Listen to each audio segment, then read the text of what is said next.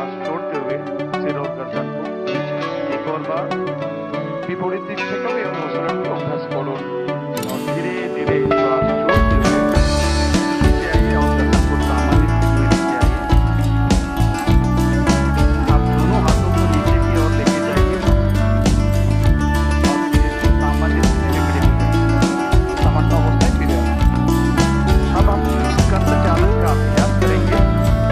काफ एवं बाहु आंदोलन, जिसे भी स्कंदों में दर्द है, फ्रोजन शोल्डर है, सर्वाइकल मॉड्यूलेशन है, इसका अभ्यास सावधानी के साथ करना है।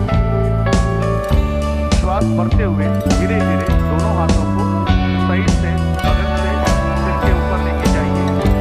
सांस लेते लेते दोनों हाथ के ऊपर लिया, दोनों हाथों का पीलिया बाहर की तरफ रहना है, दोनों हाथ एक साथ बाहर दिखे। इस अवस्था में थोड़ी देर रहिए और धीरे धीरे श्वास छोड़ते दोनों हाथों को नीचे की तरफ एक और बार इसका अभ्यास करेंगे। इसके पश्चात हम करेंगे अर्धऊष्ट्रासन का अभ्यास। अर्धऊष्ट्रासन मतलब आपका शरीर आधे ऊट की आकृति के समान। आगे से अपने घुटनों में थोड़ी सी दूरी बनाएं। पीछे से पैर के अंगूठे मिले हुए हों, एड़ियां खुली हुई हों। धीरे धीरे अपने घुटने पर उठने का प्रयास करें। जो कर सकते हैं वही इसका अभ्यास करें। अगर आपको दिक्कत है तो आप फुल बैक स्थिति में बैठे रहें। अपने हथेलियों को अपने नितंबों पर रखें। धीरे धीरे श्वास को भीतर ले जाते हुए कमर को आगे की तरफ धकेलें, गर्दन को पीछे की तरफ। अस्थमा जैसे रोग में ये लाभदायक है। धीरे धीरे श्वास को छोड़ते हुए वापस आ जाए। इस अवस्था में ऐसे ही बने रहें। अगर आप कर सकते हैं तो इसके पूर्ण रूप का अभ्यास करें, वरना बैठ जाएं। दाएं हाथ को उठाते हुए हम करेंगे अभ्यास ऊष्ट्रासन का। दाएं एड़ी पर लगाएं, बाएं हाथ को उठाते हुए बाएं एड़ी पर लगाएं। कमर को आगे की तरफ और गर्दन को पीछे की तरफ यथासंभव धकेलने का प्रयास करें।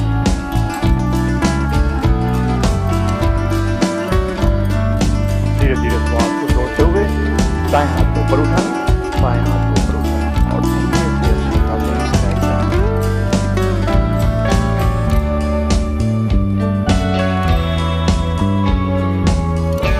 हम करेंगे अभ्यास सतत आसन का। आगे से घुटने में दूरी बनाते हुए जितनी हो सके यथासंभव घुटने में दूरी बनाएं। पीछे से आपके पैर के अंगूठे मिले हुए हों, दोनों हथेलियां सामने की तरफ, बिल्कुल सामने की तरफ आगे बढ़ाते हुए अपनी चुट्टी को नीचे की तरफ लेकर जाएं। अपने वक्षस्थल को नीचे लगाने का प्रयास करें। कोशिश करें कि आपके नितंब न उठें। पूरा देश, पूरा विश्व एक दूसरे से जुड़ा हुआ।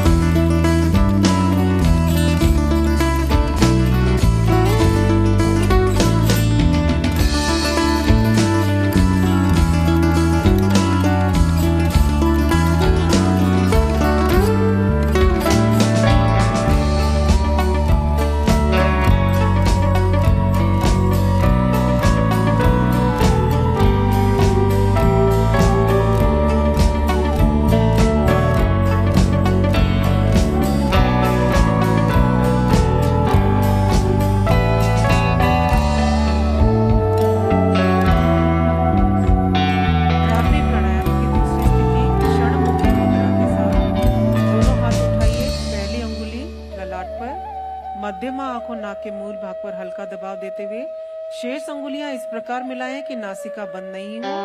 दोनों हाथों के अंगूठे से दोनों कानों को इस प्रकार